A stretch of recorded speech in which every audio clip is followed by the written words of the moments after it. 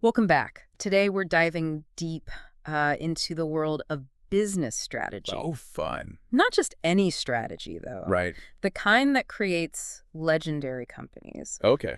The Intels, the Toyotas of the world. Yeah. The ones that just have this almost mythical level of success. Yeah. And to unpack all this, we'll be using this framework outlined in Hamilton Helmer's book, Right. 7 Powers, The Foundations of Business Strategy.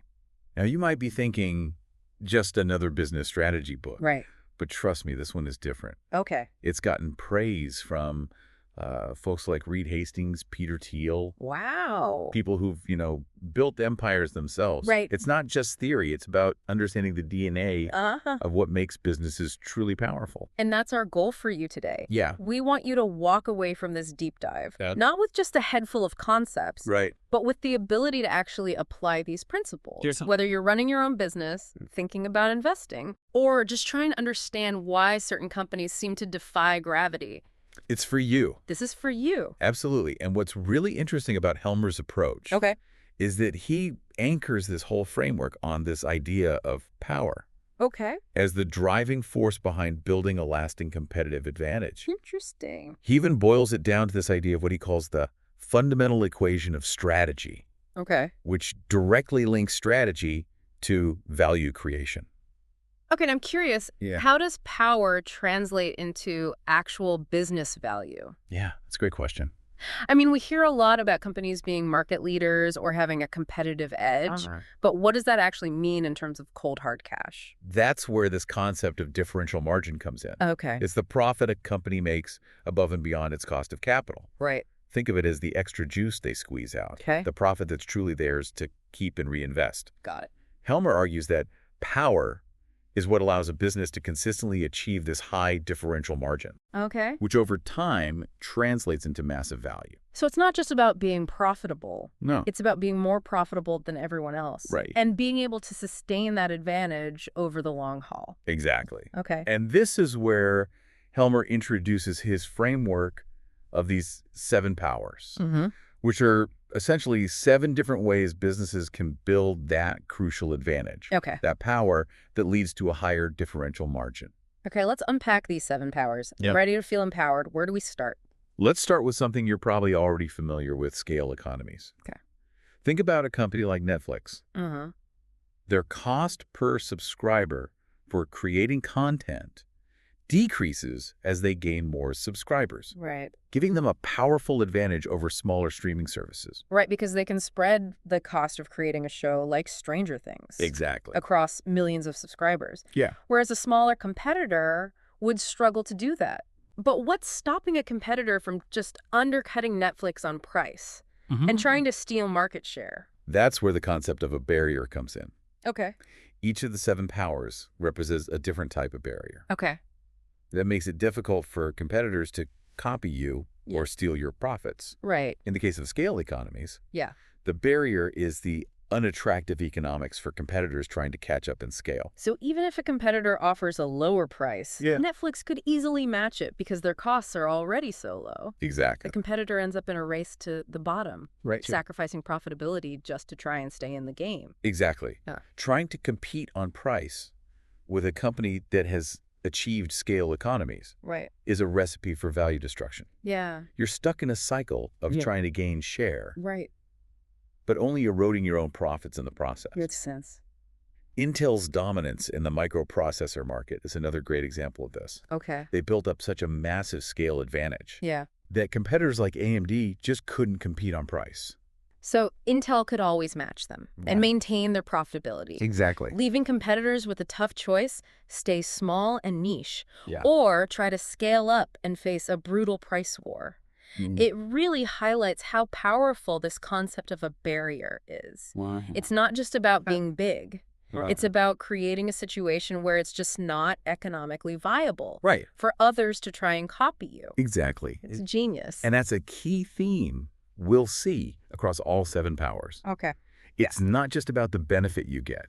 It's about the barrier you build that protects that benefit and makes it almost impossible for others to replicate. Interesting. Now let's move on to a power that's a bit more well-connected. Right. Network economies. Okay, this is where things get really interesting. Yeah. We all know intuitively that networks are powerful. Right. I mean, why do we use Facebook? Exactly. Because everyone else is on it. But how does that translate into business power? The power of network economies lies in the fact that the value of a product or service increases as more people use it. Okay. Think about a platform like LinkedIn. Okay. The more professionals who join, the more valuable it becomes for everyone. Right. Because there are more connections to be made, more job opportunities, more insights to be gained. Right. And that creates a powerful barrier to entry for competitors. Exactly. Helmer uses a fascinating example of a company called BranchOut that tried to build a professional networking platform within Facebook.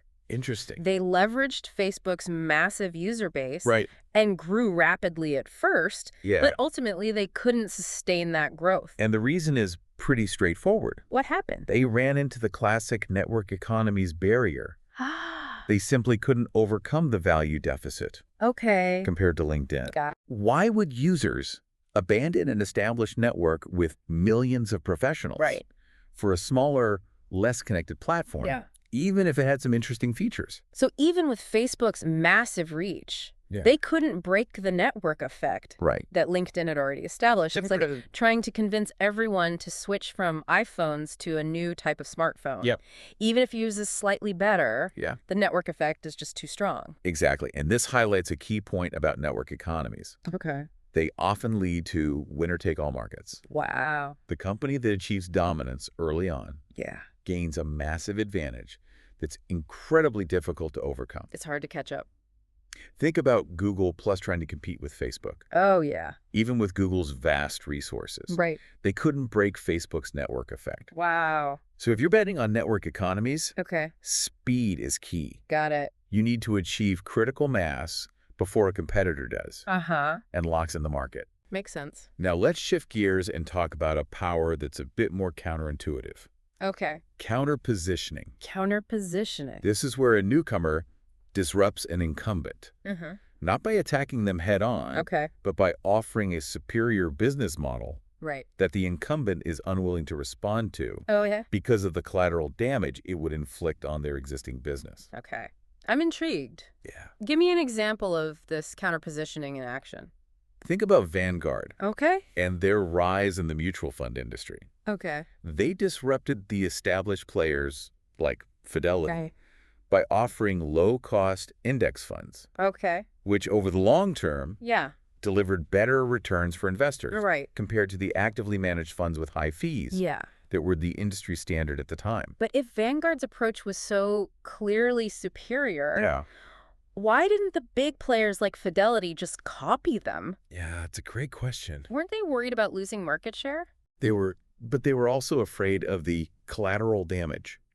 If they embraced index funds, it would cannibalize their existing highly profitable active fund business. I see. They were essentially stuck between a rock and a hard place, which gave Vanguard the opportunity to steadily gain ground. So Vanguard wasn't attacking Fidelity directly. No. They were offering a better product at a lower price. And Fidelity's own success became their weakness because they were so invested in their existing model that it made it difficult for them to respond effectively. Like a judo move, using your opponent's strength against them. That's a great analogy. That's right. And this counter-positioning dynamic pops up more often than you might think. Really? Think about Dell versus Compaq, Amazon versus Borders, Netflix versus Blockbuster. Wow. The pattern is similar. A disruptor comes along with a superior business model. And the incumbent hesitates due to the fear of collateral damage. Makes sense. To their existing business. So the key takeaway here is that sometimes the best offense is a good defense. If you can find a way to counterposition yourself against an incumbent by offering something demonstrably better while exploiting their reluctance to change, you can create a powerful advantage. It's a bit sneaky. It is. But hey, all's fair in business, right? Within ethical bounds, of course. Of course, of course. But you're right. It's a brilliant way to disrupt an established market. Totally. Now let's move on to a power that's all about keeping your customers close. Switching costs. Okay, I have a feeling I'm going to relate to this one. I think we all do. We've all experienced the pain of switching from one service provider to another, Yes. whether it's a phone company Right. or even something as simple as a music streaming service. Right. But how does that translate into a source of power for businesses? Think about a company like SAP, Okay. the enterprise software giant. Now, Helmer points out that SAP customers aren't always thrilled with their software. Really? They complain about complexity, response times, things like that, Okay. but they still keep paying for it. That's the better the devil you know phenomenon in action. Right. I mean, once you've implemented enterprise software like SAP, Yeah. it's incredibly difficult and expensive to switch to a competitor. Right. You've invested time, money, and training into getting the system up and running. Exactly. And your entire business is likely built around that software. Oh, yeah. All your data processes, everything is tied into it. Right. It would be a logistical nightmare to switch. Yeah, it would be. And SAP knows this, Uh-huh. which is why they can charge those hefty annual maintenance fees and get away with it. So the benefit of switching costs is clear customer retention, Yeah. even if they're not 100% satisfied. Right. But what's the barrier here? What stops a competitor from coming in Yeah. and offering a better product at a lower price and luring those frustrated customers away? The barrier is the sheer magnitude of the switching costs themselves. Okay. Imagine you're a competitor to SAP. Okay. To lure customers away, you'd have to offer a product that's not just better, Yeah. but significantly better Wow. to justify the cost and disruption of switching. Right. You'd have to convince customers to trust you with their mission-critical data and processes. Right. No easy feat when they've already invested so much in SAP. Yeah, you'd have to convince them to completely change how they do everything. Exactly. That's a tough sell. It's like trying to convince someone to move to a new city. Okay. Sure, there might be some downsides to where they are now, Uh-huh.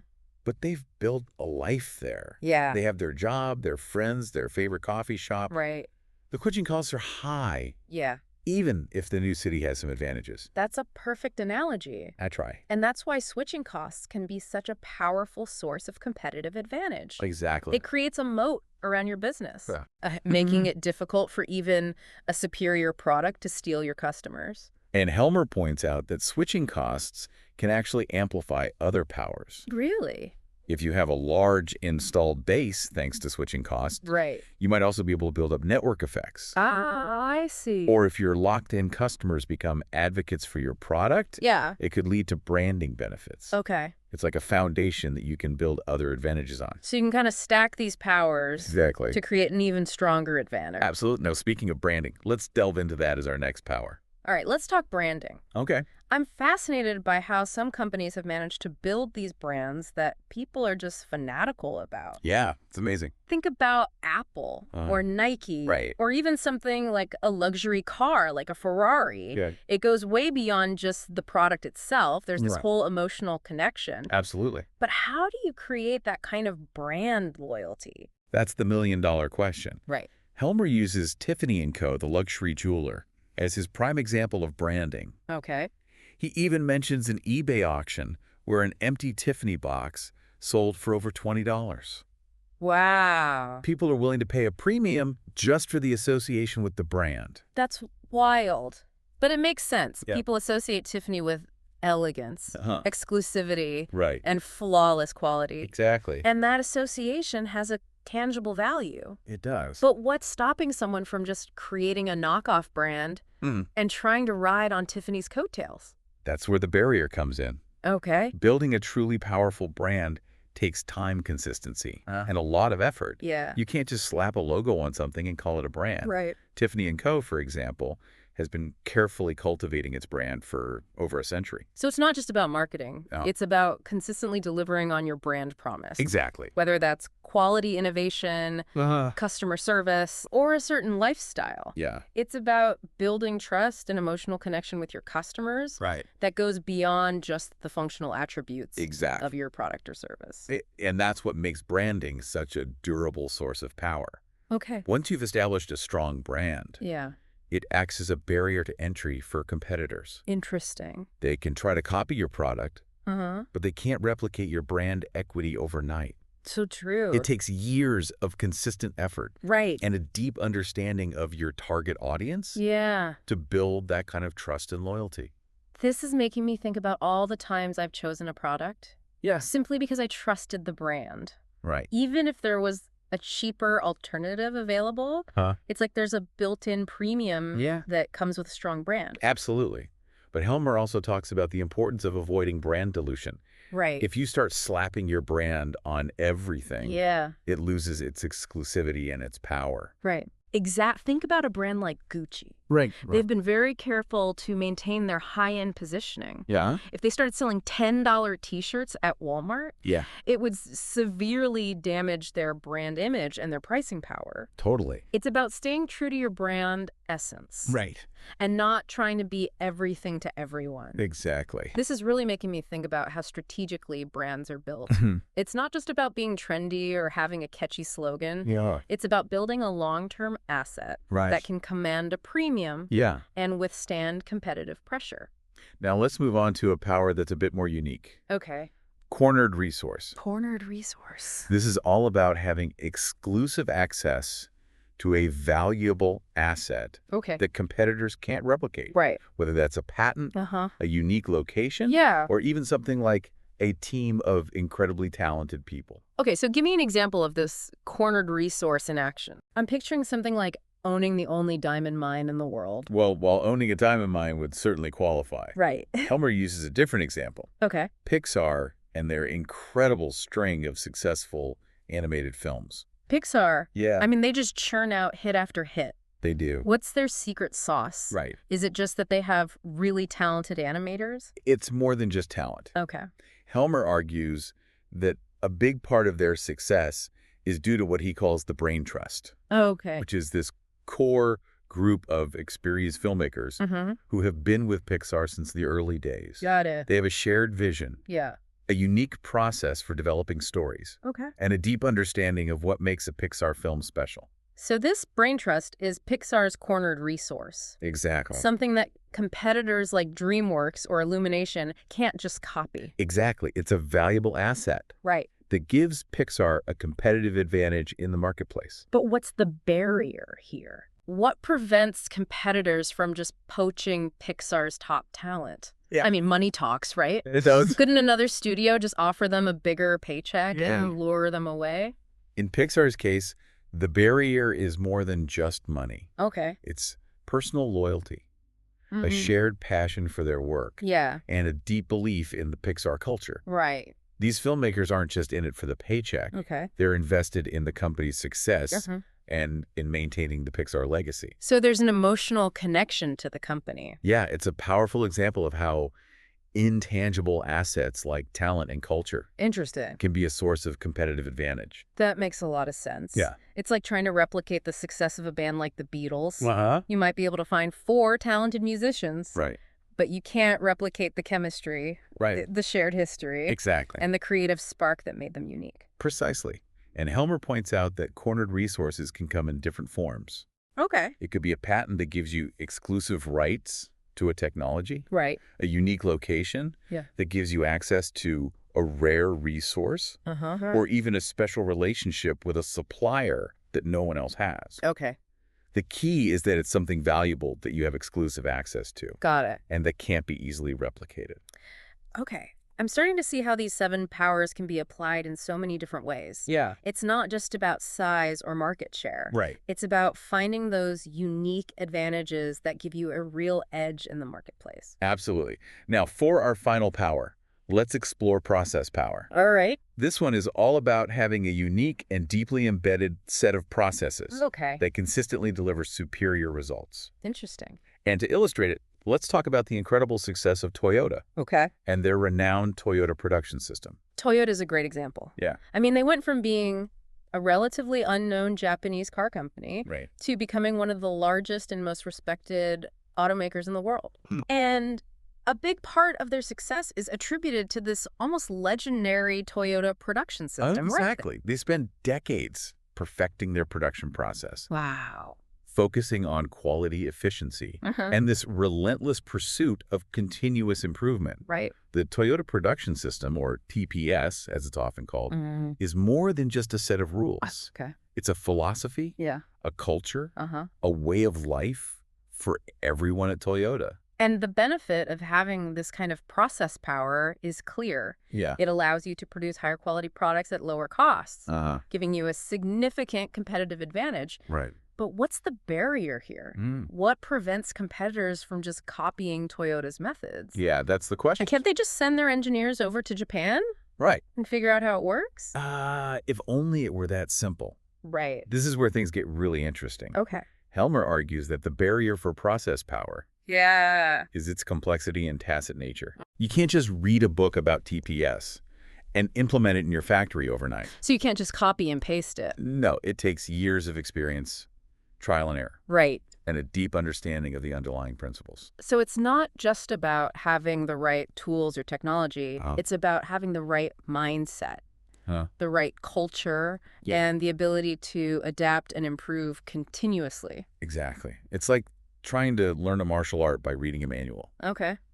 You need a master to guide you, to correct your mistakes, and to help you internalize the movements. Makes sense. And even then, it's not guaranteed. Really? GM, for example, tried to replicate Toyota's success with their NUMMI joint venture. Interesting. They had access to Toyota's methods. Yeah. They sent their workers to Japan for training, Wow. but they still couldn't fully replicate the results. Because it's not just about the steps. Right. It's about the underlying philosophy and culture that drives those steps. Yeah. It's ingrained in the DNA of the company. It is. Okay, so we've explored the 7 powers. We have. Each a unique path to building that crucial barrier that protects your benefit and ultimately drives value. Exactly. But I have a feeling there's more to it than just knowing what these 7 powers are. You're absolutely right. Okay. Understanding these powers is just the first step. Uh-huh. The real magic happens when you start to understand how they interact, how they evolve over time, and how to strategically leverage them at different stages of a business's life cycle. This is where it starts to feel less like a textbook and more like a game of strategy, right? Exactly. And in the next part of our deep dive, we'll explore how these powers come into play at different stages of a business's growth, from its inception to its maturity. Got it. We'll uncover the concept of the power progression. Interesting. And see how understanding this dynamic can be the key to building a lasting competitive advantage. Sounds like we're just getting started. We are. Listeners, stay tuned for part 2 of our deep dive into the world of business power. All right. Where we'll uncover the secrets of the power progression and how to leverage these 7 powers to build a business that can withstand the test of time. I'm excited. Me too. Welcome back to our deep dive into the 7 powers. Yeah. As promised, we're going to explore how these powers play out across the life cycle of a business. Okay, I'm ready to go beyond just knowing the 7 powers to actually understanding how to use them strategically. Right. It's like knowing the pieces on a chessboard, but now we need to learn the moves, right? Exactly. Yeah. Helmer lays out this really insightful framework called the power progression. Okay.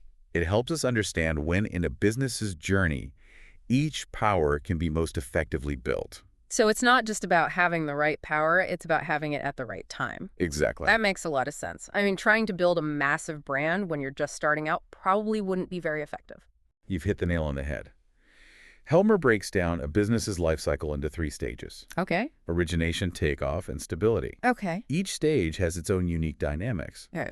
And certain powers are more likely to be successful depending on which stage the business is in. Let's start with origination. Okay. What does that even mean in the context of business? Origination is that initial stage, the very beginning of a new market or industry. Okay. It's the Wild West, full of experimentation, uncertainty, and a lot of unknowns. Yeah. Think about the early days of personal computers or the dawn of the internet. Right. Lots of players, lots of ideas, but no clear winners yet. Sounds a bit chaotic. It can be. So which power can be built in this kind of environment? Yeah. Is it even possible to build a sustainable advantage when everything is so fluid and unpredictable? You actually have a great advantage during the origination stage. Okay. And the power to leverage is counterpositioning. Remember, it's about disrupting an incumbent with a superior business model that they're slow to respond to because of collateral damage. So in the origination stage, while the incumbents are still figuring things out, a disruptor can sneak in with a fresh approach that catches them off guard. It's like they're so focused on fighting each other that they don't see the new threat coming until it's too late. That's a great way to put it. And because the market is still forming, incumbents are often more hesitant to make radical changes. Right. That could disrupt their existing business. They don't want to rock the boat. Right. That hesitation gives counter-positioning companies a window of opportunity to gain a foothold. It's a bit like a David versus Goliath scenario. Yeah. But instead of a slingshot, David is using a business model that Goliath just doesn't see coming. That's a great analogy. Okay, so that's origination. What happens when things start to take shape and the market starts to grow? That brings us to the takeoff stage. Things start to heat up here. Okay. The market is expanding rapidly. Customer adoption is increasing. Right. And there's a sense of momentum building. Got it. Think about the dot-com boom or the early days of smartphones. Right. Everyone is trying to grab a piece of the pie while it's still growing. So what are the powers that come into play during this critical takeoff stage? Yeah. I imagine speed and agility are pretty important here. Absolutely. And that's why powers like scale economies, network economies, switching costs, and even cornered resources can be crucial during takeoff. Got it. Think about the dynamics of a rapidly growing market. Okay. Companies that can scale up quickly gain a cost advantage. Right. Network effects become even more powerful as the user base expands rapidly. Makes sense. And switching costs start to become more significant. Yeah. As customers make bigger investments in products and platforms. It's like a land grab. Yeah. And the companies that can build up those barriers the fastest have a huge advantage. Right. Missing the window of opportunity during takeoff can mean forever forfeiting that advantage. Makes sense. And it's worth noting that cornered resource can also play a huge role during takeoff. Okay. If you have exclusive access to a key technology, a valuable patent, or a unique pool of talent, it can be a game changer during this critical growth phase. Helmer gives that amazing example of Intel's Operation Crush initiative. Oh yeah, that's a good one. It was a bold move to go all in on winning the IBM PC contract. Right. But it secured their dominance during the takeoff stage of the PC market. Yeah, they knew if they missed that window, they might never catch up. They were right. They really understood the power progression. That's a perfect example of how strategically leveraging a power at the right time can have a massive impact. It can. Now, eventually, the frenzy of takeoff settles down. Yeah. And the market starts to mature. Right. This brings us to the stability stage. Stability. Growth slows down, and the major players are more or less established. Yeah. Things start to solidify. So things are getting a bit more predictable, a bit more, well, stable. Right. Does that mean the game is over? Or are there still opportunities to build power in this stage? The game is far from over. Yeah. In fact, the stability stage is where two very powerful powers take center stage. Okay. Branding and process power. It's interesting that branding becomes more important in a mature market. Yeah. Why is that? In a stable market, differentiation becomes crucial. Okay. Customers have more choices. Yeah. They're more discerning. Right.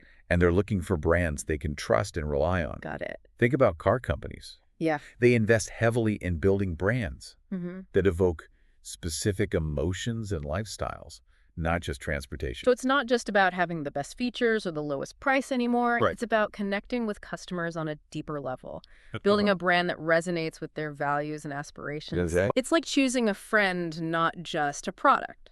That's a great analogy. Yeah. And along with branding, process power becomes incredibly valuable in a stable market. Okay, how so? Because competition is often fierce. Yeah. Efficiency and consistency are essential for maintaining profitability. All right. There's less room for error. So having a well-oiled machine, like the Toyota production system, can be the difference between thriving and just surviving. So in a way, stability is about refining and optimizing what you've already built. Exactly. It's about making sure your processes are as efficient as possible. Right. And that your brand is resonating with your target audience. Yeah. It's like the difference between a sprinter and a marathon runner. Takeoff is about explosive growth, while stability is about endurance. That's a great way to think about it. The power progression is about understanding these shifts in the competitive landscape and adapting your strategy accordingly. Makes sense. It's about recognizing that different powers are more effective at different stages of a business's journey. Okay, I'm starting to get the big picture here. The 7 powers are like tools in a toolbox. Okay. And the power progression is the guide that tells us which tool to use at what time to build the most effective structure. Now you're thinking strategically. And just like a skilled craftsperson knows which tool to use for each task. Uh-huh. A successful business leader understands how to leverage the 7 powers at the right time. Right. To build a lasting competitive advantage. So we've covered origination, takeoff, and stability. Yeah. What happens when a company reaches stability? Is that the end of the road in terms of power building? Not at all. Even in a stable market, Okay. there are always opportunities for innovation and disruption. Right. Sometimes a new technology or a shift in customer behavior can completely change the game. I'm thinking about the rise of smartphones. Oh, yeah. That completely disrupted the established players in the mobile phone market. Like Nokia and BlackBerry. Right. They were dominant in the stability stage of the feature phone era, Yeah. but they weren't prepared for the shift to smartphones. Exactly. The power progression isn't a linear path. Okay. It's more like a cycle that can repeat itself Interesting. as new technologies or market disruptions emerge. So it can kind of reset. Right. Companies that become complacent in the stability stage can easily become vulnerable to new entrants who leverage a different power dynamic. So even companies that have achieved a seemingly unassailable position of power can't afford to rest on their laurels. Exactly. They need to be constantly scanning the horizon for potential threats and opportunities. Right. And be willing to adapt their strategy as needed. That's right. And that's one of the most important lessons we can take away from Helmer's framework. Okay. Building a lasting competitive advantage isn't about finding a magic formula and sticking to it forever. Right. It's about understanding the dynamics of power, adapting to changing market conditions, Right. and constantly looking for ways to build and maintain those crucial barriers that protect your business and drive its value. This is all starting to make a lot of sense. Yeah. But how do we actually put these concepts into practice? Right. How can we analyze a company or even our own business through the lens of the 7 powers and the power progression? That's a great question and something we'll dive into right after the break. We'll explore how to identify which powers are at play in different businesses, how to assess their effectiveness, and how to uncover potential opportunities to build new powers and strengthen existing ones. Sounds like we're about to get really practical with all of this. Listeners, stay tuned for the final part of our deep dive, where we'll take everything we've learned about the 7 powers and the power progression and turn it into actionable insights that you can use to analyze businesses and make smarter decisions. Right, so let's say you're looking at a company, maybe one you're considering investing in, or even your own business. Where do you start? How do you figure out which of the 7 powers are at play and whether they're being leveraged effectively? That's the million-dollar question. I'm ready to put this knowledge into practice. It starts with asking the right questions. First, consider the industry and the stage of the business life cycle. Is it a young, dynamic market in the origination stage, a rapidly growing market in takeoff, or a more mature and stable market? Okay, that helps narrow things down. So if it's a company in a rapidly growing market, I'd be looking for signs of scale economies, network economies, switching costs, or maybe even a cornered resource, right? Exactly. Look for evidence of rapid scaling, a growing user base, high customer retention rates, or unique assets that give them an edge. For example, if it's a software company, do they have a large and active developer community that contributes to their platform? That could be a sign of network economies. Or if it's a manufacturer, do they have a proprietary manufacturing process that's difficult to replicate? That could indicate process power. This is starting to click. It's about looking beyond the financials and digging deeper into the underlying dynamics of the business. But let's say I'm looking at a company in a more mature market. What kinds of things would I be looking for there? In a stable market, you'd be focusing more on branding and process power. Look for evidence of a strong brand reputation, premium pricing, loyal customer base, and efficient operations. For example, does the company have a long history of delivering high-quality products or services? Do they have a distinctive brand identity that resonates with customers? These are all signs of a strong brand. So it's about understanding how the company differentiates itself in a crowded marketplace. It's not enough to just be good. You have to be distinctly good. Precisely. And on the process power side, you'd be looking for clues like a consistent track record of efficiency, low production costs, and a culture of continuous improvement. For example, do they have a reputation for lean manufacturing or streamlined operations? Do they have a system in place for identifying and eliminating waste? This is making me realize that analyzing a business through the lens of the 7 powers is like peeling back the layers of an onion. There's always more to uncover, more nuances to understand. It's not just about the surface level, it's about understanding the deeper forces that drive success. That's a great way to put it. And once you've identified which powers are at play, The next step is to assess their effectiveness. Are those barriers truly durable, or are they vulnerable to attack? Okay, so how do we figure that out? How can we tell if a company's power is real or just an illusion? Here's where critical thinking comes in. Look for potential weaknesses or vulnerabilities. For example, if a company's power is based on scale economies, could a new technology disrupt their cost advantage?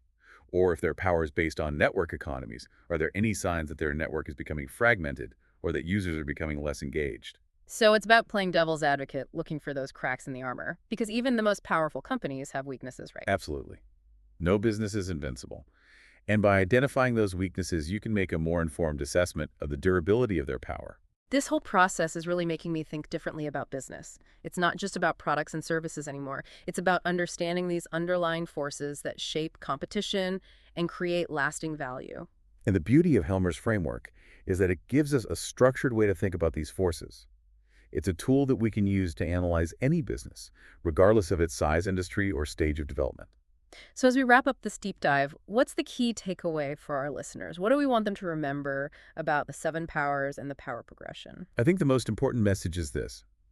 Power is about building a sustainable advantage that sets you apart from the competition. It's about creating barriers that protect your benefits and make it difficult for others to copy you. And the 7 powers framework gives you a roadmap for doing just that.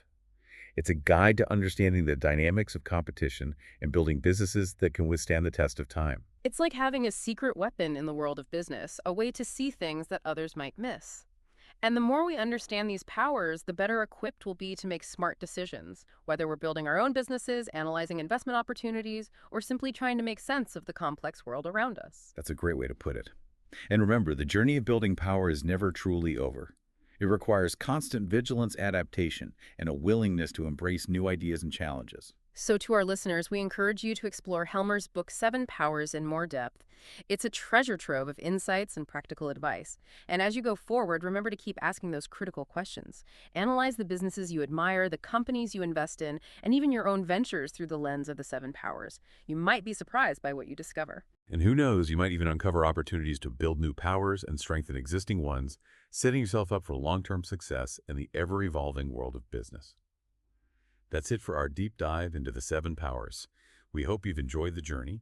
Until next time, keep exploring, keep learning, and keep pushing the boundaries of what's possible.